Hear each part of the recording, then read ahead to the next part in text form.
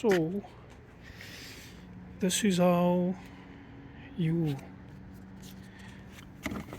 if you have a Ford Explorer timberline, this is how you put your extension cord for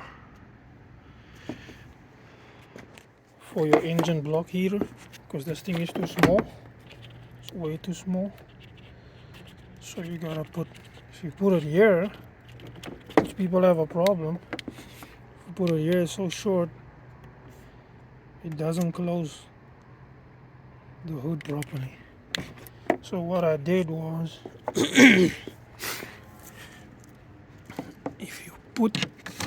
you need a flashlight. Number one, you're gonna need a flashlight. Put your flashlight in here. Show you guys what I did. So as you can see there, that was already slotted out by Ford, because that cable there that you see, there's a cable here that you see, the one right here, that's for the front facing camera. So this here was already slotted out for that. So you push your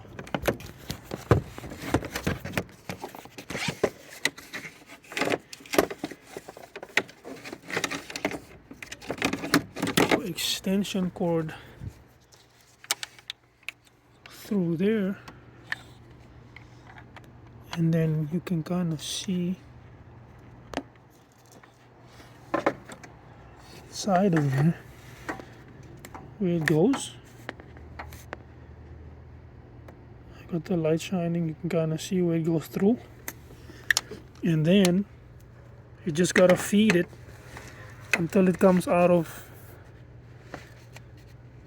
this little plastic vent over here. You gotta put your hand through there. If you have bigger arms, maybe get your wife or your kid to stuck their hands in there, and then you grab it and you can feed it up. You can feed the cable all the way up till here. Perfect spot. It goes right out here, through here, till here. And if you have some zip ties, you could zip tie it to this right here, which that's what I'm gonna do. I'm gonna zip tie it right there, zip tie it here, and then you plug it in, because there's lots of space here. You kind of see for the hood to close when it's down here. For all of us that have that problem, so I think that should solve it. And then what's easier is you can tuck it back in here, just tuck it away, and you can barely see it. Plus I got an orange cable, because the orange and the orange, and you can zip tie it in here and zip tie it inside to here, but I won't do that. I'll just leave it hanging, and that should be good. And that's how you do your, that's how you connect the extension cord to the timberline.